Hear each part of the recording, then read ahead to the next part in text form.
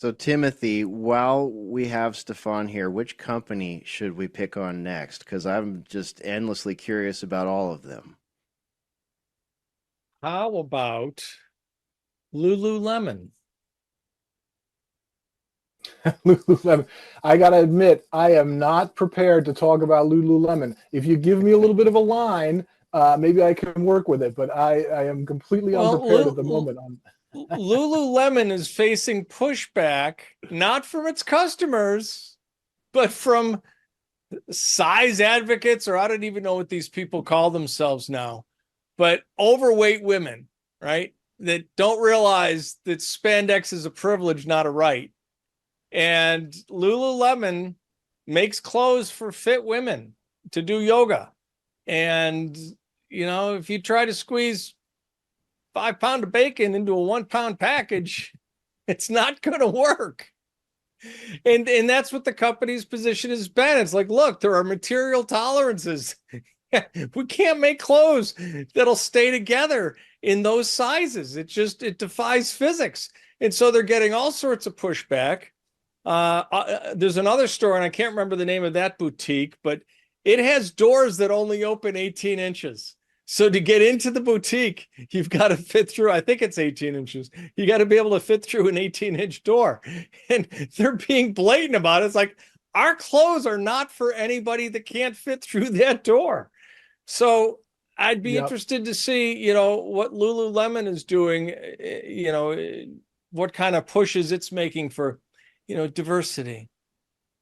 Yeah, I mean, that'll be an interesting one to look into. Maybe we can buy some shares, or maybe we even have some shares, and we can see whether they're standing firm or whether they're giving in. I think one of the points that raises in my mind is just how much of these issues probably boil down to less than 5% of the population that is Oh, driving these yeah. claims, right? I mean, Yeah. one, Probably zero point 2% 0.5. possibly. Yeah. Yes, Yeah. exactly. And then it gets completely amplified by the mainstream media, which just salivates over this stuff, right? Like anything that leads with the word racism or discrimination, right? They're just going to amplify it and make it sound like there's this groundswell of demand for, plus size spandex. And I mean, I'm not into that market, so I don't know for sure, but it seems very reasonable for a company to say, look, we're targeting a particular consumer base, we're creating a certain brand image, and it doesn't include everyone, right? And so the power of amplifying these small number of voices is really staggering. And I think one of the things that has to happen, and we haven't quite figured out, certainly the market backlash is a great signal, right? So you respond to a few hysterical voices, and all of a sudden you swing too far left, and then you lose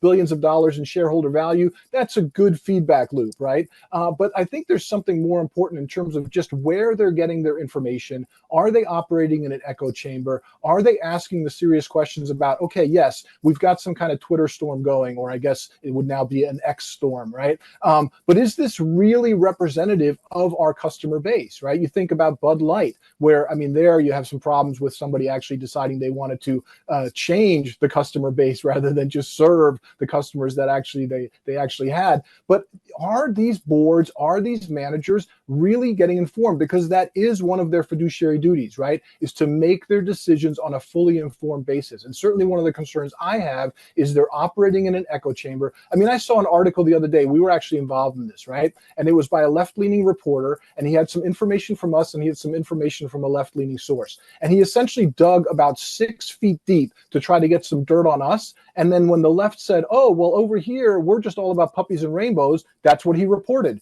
Nothing going on but puppies and rainbows on the left, but these evil right of center groups, right, where we found this one problem about 6 layers deep where it wasn't quite what they said. That sort of thing is just infuriating, first of all. But if that's the information these boards and executives are relying on, no wonder they're tripping over their feet and destroying shareholder value. And I think that's a real problem that we need to continue to try to get to the root of.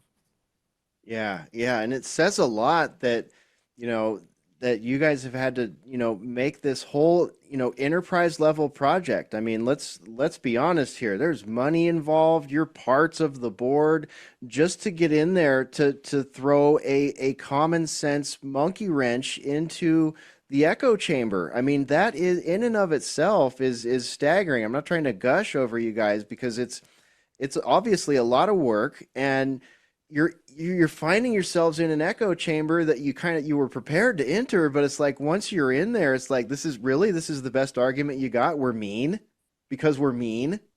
It's It is, crazy because that yeah. fiduciary responsibility used to be everything. We all grew up thinking that boards sat around and made all their decisions based on fiduciary responsibility. And now it's like someone has to buy their way in, sneak their way in very tactfully, legally, and with a great plan, even just to get people to go, wait, what? What do you mean? Just to interrupt the echoes.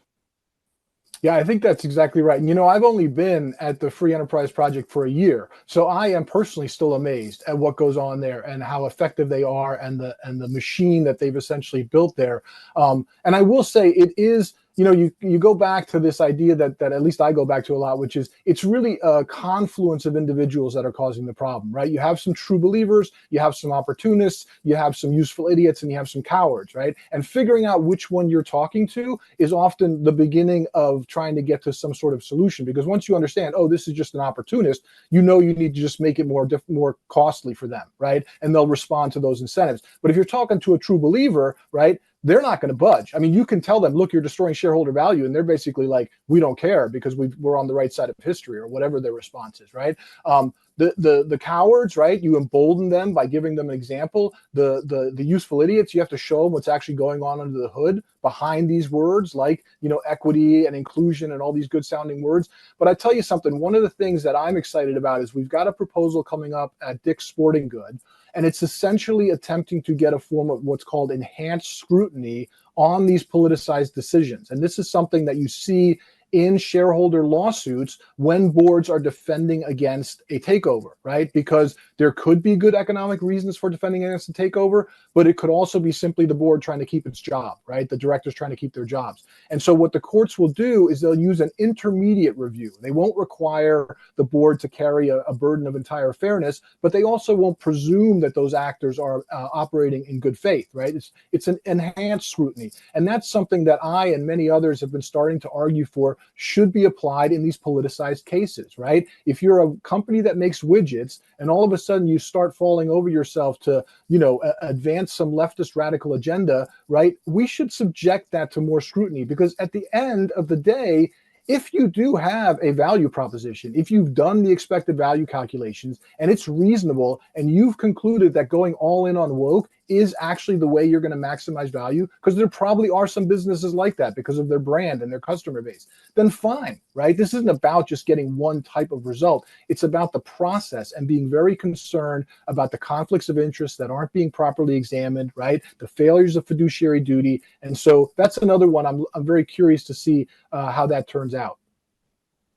We are too, because there's an equity pillar there, right? Equity and opportunity, right? So if your branding is such that you can actually prove that you're going to do your fiduciary duty, your best to do that based in those things, then great, go for it. But if it's not, then we want to be able to hear that argument too, and then we're sort of back to a level playing field. At least that's how I'm hearing, picking up what you're putting down there, Stefan. Stefan, we're almost out of time. I'll point people to nationalcenter.org and get in there and sign up for the newsletter. They've got newsletters for all the wonderful projects there, to include Project 21 and, of course, the Free Enterprise Project as well. Stefan, we'll look forward to having you back on again. I love these updates. I love, knowing what you're doing, and I know you out there watching and listening are enjoying this too. So feel free to follow Stefan over there at nationalcenter.org. Any final thoughts before we got to let you go? No, thanks so much for having me. And one real quick one is look out for our Proxy Navigator app. It allows retail investors to basically piggyback on our vote recommendations with their shares. Oh, excellent. Okay, where can people find that? Is that at nationalcenter.org? Right. If you go to nationalcenter.org, you'll be able to find it quite quickly. You can download it on the Google Play Store or the Apple Store. And we've got it's not just the voting that you can piggyback on, but you also get, reviews from, for example, a 1792 exchange on board bias and corporate bias. So there's really a lot of value there, and it's free. All right. Excellent. Well, thank you so much for that. We'll look forward to having you back on a real soon. Stefan Padfield from nationalcenter.org. Thank you once again. This is State of the Nation on today's News Talk TNT.